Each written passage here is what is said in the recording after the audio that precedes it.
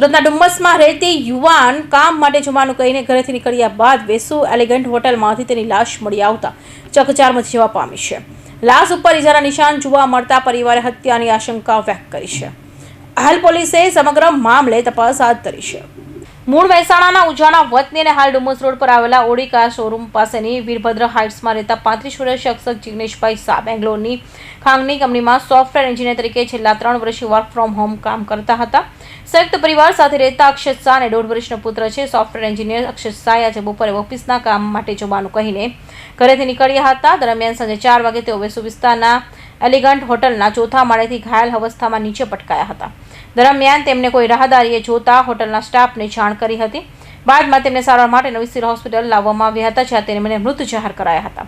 મૃતકને ડાબા હાથ, ગળા અને પગની જાનમાં તીક્ષ્ણ હથિયારથી સિવિલ હોસ્પિટલમાં લાવવામાં આવ્યા હતા.